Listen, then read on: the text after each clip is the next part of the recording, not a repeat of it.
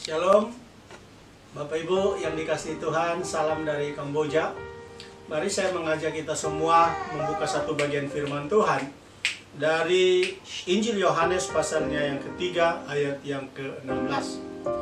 Karena begitu besar kasih Allah akan dunia ini, sehingga Ia telah mengaruniakan anaknya yang tunggal, supaya setiap orang yang percaya kepadanya tidak binasa, melainkan beroleh hidup yang kekal. Bapak Ibu yang dikasihi Tuhan, kita orang percaya sudah mengalami kasih Allah. Kasih yang begitu luar biasa mengasihi kita. Nah Bapak Ibu yang dikasihi Tuhan, Alkitab menegaskan bahwa salah satu karakter Allah yang paling luhur itu ialah kasih. Allah mengasihi kita bukan berdasarkan performa rohani kita. Tidak ada yang bisa kita lakukan untuk membuat Allah lebih mengasihi kita atau membuat Dia kurang mengasihi kita. Dia mengasihi kita bahkan lebih daripada kita mengasihi diri kita sendiri. Bapak Ibu yang dikasihi Tuhan, mungkin selama ini kasih yang kita alami adalah kasih yang bersyarat. Kasih yang bersyarat adalah kasih yang diberikan berdasarkan apa yang kita perbuat. Tapi kita belajar daripada Tuhan Yesus bahwa Dia mengasihi manusia itu dengan kasih yang luar biasa.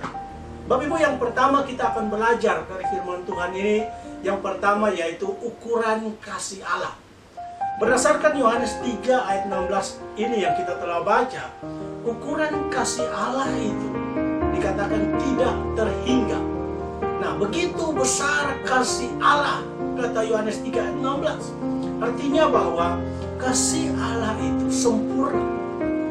Kasih Allah itu melampaui ruang, waktu, dan tempat. Bahkan melampaui kegagalan kita manusia menaati perintah-perintah Allah.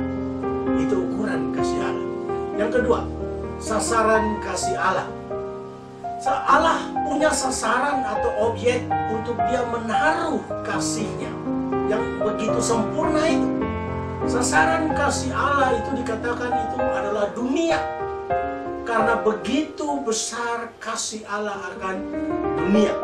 Nah Bapak Ibu, kata dunia yang digunakan dalam Yohanes 3:16 menunjuk kepada jagat raya, ciptaan manusia, bahkan manusia yang berdosa.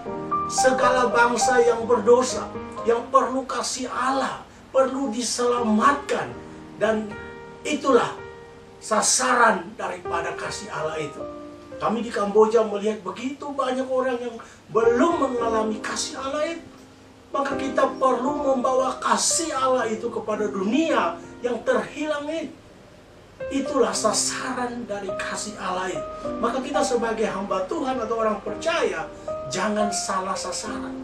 Karena sasaran kita adalah orang yang berdosa, yang memerlukan kasih Allah akan dunia ini.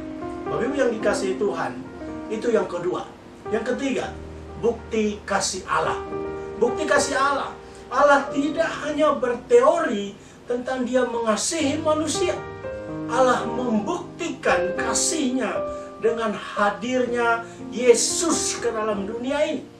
Nah Bapak Ibu, inkarnasi Yesus menjadi manusia merupakan klimaks dari kasih Allah kepada manusia yang berdosa ini.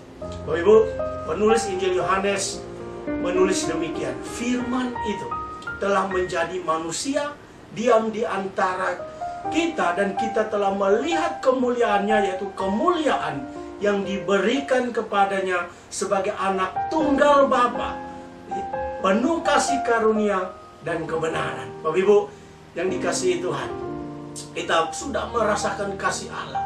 Ukuran kasih Allah itu begitu besar. Sasaran kasih Allah itu kepada semua manusia yang berdosa, kepada dunia ini. Bukti kasih Allah itu Dia memberikan dirinya untuk manusia yang berdosa. Kita sudah mengalami kasih itu. Hendaknya kita memberikan kasih itu.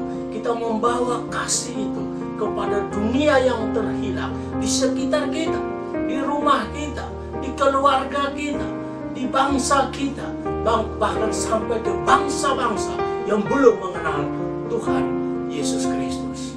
Biarlah kebenaran firman Tuhan ini menjadi bagian kita semua. Kita merasakan kasih Tuhan.